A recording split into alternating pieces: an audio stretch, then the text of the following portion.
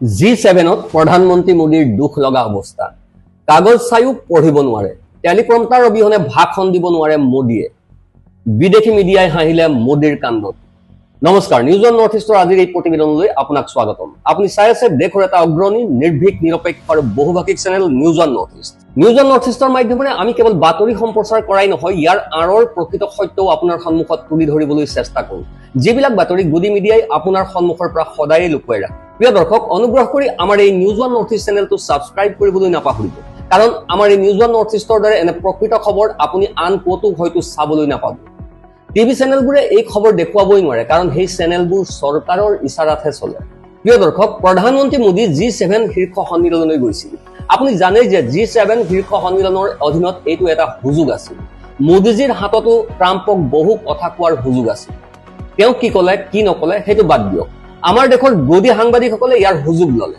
তেওঁলোকে বিগত কেইবাদিনো ধৰি পৰিৱেশ বনাবলৈ চেষ্টা কৰি আছে যে মোদীজীৰ হাতত আমাৰ দেশ কিমান শক্তিশালী যেতিয়াৰ পৰা মোদী ক্ষমতালৈ আহিছে যোৱা কেইবাদিনো ধৰি তেওঁলোক চিন্তিত হৈ পৰিছিল তাৰ পাছত যি সীমা অতিক্ৰম কৰিছে সমগ্ৰ দেশে তেওঁলোকক নিন্দা কৰিছে তাৰ পাছতো তেওঁলোকে লজ্জাবোধ নকৰে হয় মই খোলাখুলিকৈ কৈছো সমগ্ৰ বিশ্বৰ আগত দেশবাসীৰ আগত তেওঁলোক এক্সপ'জ হৈ গৈছে তেওঁলোকৰ দলৰ সদস্যও তেওঁলোকৰ কাৰুকাৰ্য দেখি আচৰিত হৈ পৰিছে কাৰণ এতিয়া সমগ্ৰ দেশে জানে যে আচলতে কি চলি আছিল প্ৰিয় দৰ্শক মই আপোনাক দেখুৱাম যে কেনেকৈ তেওঁ টেলিপ্ৰম্পটাৰ নোহোৱাকৈ পঢ়িব নোৱাৰে তেওঁ কেনেদৰে কাগজ চাই পঢ়ি থকা দেখা গৈছে আৰু আন বহুতো গুৰুত্বপূৰ্ণ খবৰ আছে যিবোৰ আজি মই আপোনাক দেখুৱাবলৈ গৈ আছো আমি দেখুৱাম যে কেনেকৈ এজন আমেৰিকান সাংসদে সতৰ্ক কৰিছে কি বিষয়ত সতৰ্ক কৰিছে সেইটো আপোনাক দেখুৱাম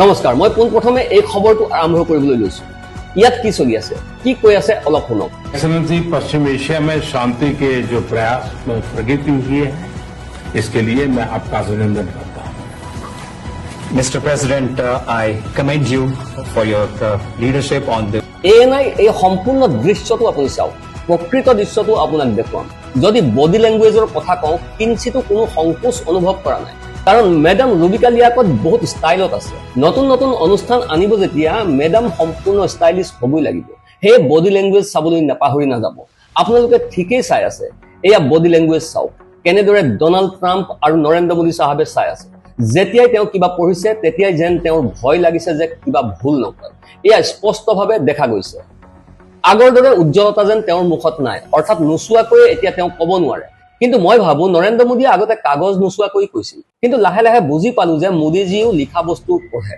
কাগজত পঢ়ক বা টেলিপ্ৰম্পটাৰত ৰাহুল গান্ধীয়ে কিন্তু কাগজ নোচোৱাকৈ খুকুজা নলগাকৈ কথা কয় সেয়া সকলোৰে নিজৰ নিজৰ কথা এয়া চাওক এতিয়া চাওক সকলোৱে ইয়াক লৈ হাঁহি আছে জ্ঞানেশ তিৱাৰী নামৰ কোনোবাই কৈছে দাসত্ব কি হয় আপুনি জানেনে এই ভিডিঅ'ত বুজা যাব সমস্যা ভাষাৰ নহয় নৰেন্দ্ৰ মোদীয়ে ইংৰাজী ক'ব নাজানে সেইবাবে হিন্দীত কৈছে অনুবাদকজনে ইংৰাজীত কৈ আছে এইখিনি লোকে ঠিকে আছে অসুবিধা শব্দত অসুবিধা বডি লেংগুৱেজত অসুবিধা হৈছে ৰাগ দৰবাৰী গোৱাৰ ক্ষেত্ৰত সাধাৰণতে আমেৰিকাৰ ৰাষ্ট্ৰপতিক মিষ্টাৰ প্ৰেছিডেণ্ট বুলি সম্বোধন কৰা হয় কিন্তু ইয়াত নৰেন্দ্ৰ মোদীয়ে তেওঁক বাৰে বাৰে এক্সেলেন্সি বুলি কৈ আছে এয়াই আটাইতকৈ ডাঙৰ দাসত্বৰ চিন জ্ঞানেশ তিৱাৰীয়ে কি কথা ধৰি পেলাইছে ৱাহ একেবাৰে সঠিক শব্দ মিষ্টাৰ প্ৰেছিডেণ্ট বুলিয়ে কোৱা হয় মিষ্টাৰ প্ৰেছিডেণ্ট এক্সেলেন্সিৰ অৰ্থ আপুনি বুজে এক্সেলেন্সি এই শব্দটো ব্যৱহাৰ কৰা হৈছিল যেতিয়া আমাৰ দেশ ঔপনিৱেশিক আছিল তেতিয়া ব্ৰিটেইনৰ শাসকসকলৰ বাবে এক্সেলেন্সি ব্যৱহাৰ কৰা হৈছিল ৰজা ৰাণীসকলকহে এক্সেলেন্সি বুলি কোৱা হৈছিল একেবাৰে সঠিক কৈছে জ্ঞানেশ তিৱাৰীয়ে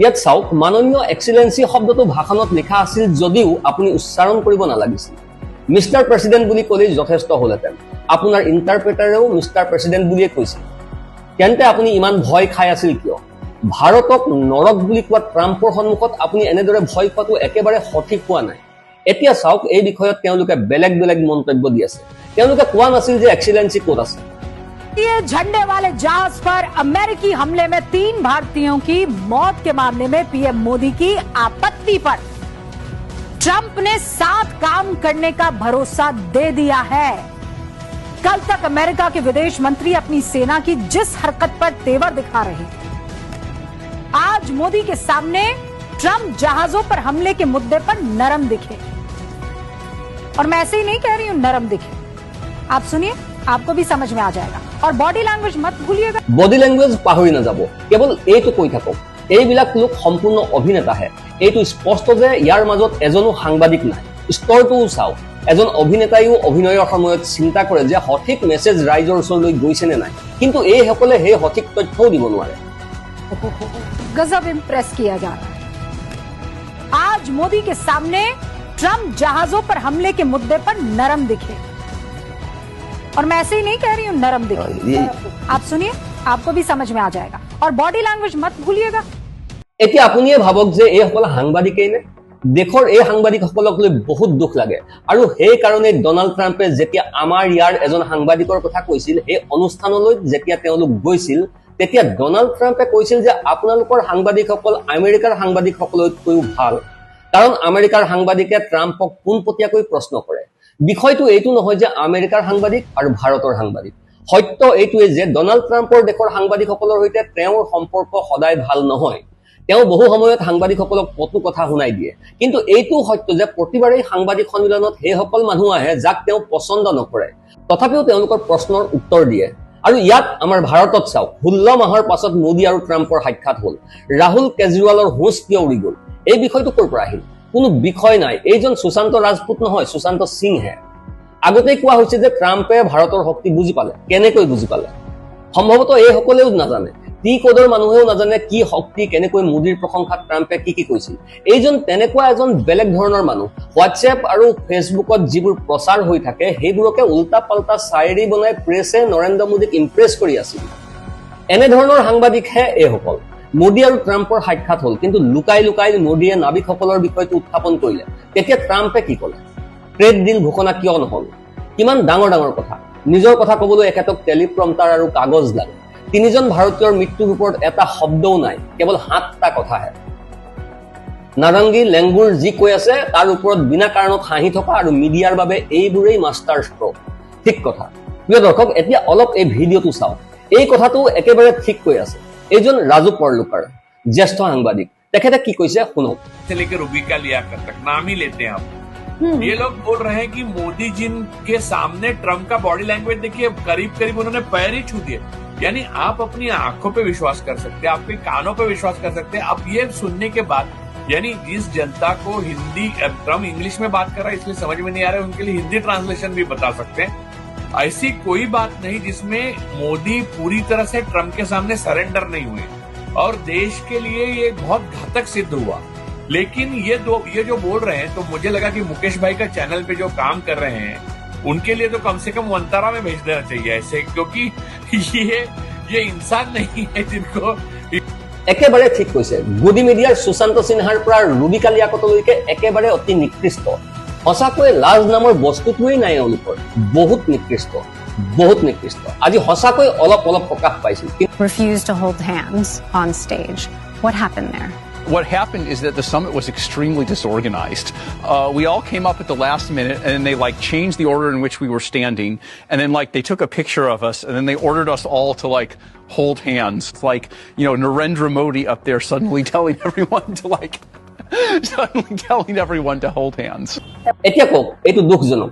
আমেৰিকান AI কোম্পানী এন্থ্ৰপিকৰ CEO দাৰিও আমুদে ব্লুমবাৰ্গৰ এটা সাক্ষাৎকাৰত কৈছিল যে ভাৰতত অনুষ্ঠিত AI শীৰ্ষ সন্মিলনত অত্যন্ত বিশৃংখল আছিল। অনুষ্ঠানৰ সময়ত মঞ্চত হোৱা বিশৃংখলতাৰ বিষয়ে তেওঁ কৈছিল যে হঠাৎ নৰেন্দ্ৰ মোদী উঠি সকলোকে হাত দাঙিবলৈ কৈ আছিল। এই কথা কৈ দাৰিও আৰু এংকৰে হাঁহিবলৈ ধৰিলে। আপুনিও চাওক, দেশৰ সন্মান বুলিতো এটা কথা আছে, দেশৰ নিজৰ এটা সন্মান আছে, প্ৰধানমন্ত্ৰীৰ নিজৰো এটা পৃথক সন্মান আছে, কিন্তু সেই সন্মান বজাই ৰখাৰ কাম প্ৰধানমন্ত্ৰীয়ে নিজেই কৰিব লাগে। প্ৰিয় দৰ্শক, সেয়া হৈছে জানো? এই খবৰক লৈ আপোনাৰ মতামত কি? তলৰ কমেণ্ট বক্সত আপোনাৰ প্ৰতিক্ৰিয়া প্ৰকাশ কৰিবলৈ নাপাহৰিব। যদি আপুনি এই ভিডিঅ'টো আমাৰ ফেচবুক পেজত চাই আছে, তেন্তে ফেচবুক পেজটো ফলো কৰক। যদি আপুনি এই ভিডিঅ'টো আমাৰ YouTube channel News One North ইষ্টত চাই আছে, তেন্তে নিউজ ওৱান নৰ্থ ইষ্টক ছাবস্ক্ৰাইব কৰিবলৈ নাপাহৰিব। অনুগ্ৰহ কৰি ভিডিঅ'টো শ্বেয়াৰ কৰিব। Bureau' report, News One North east.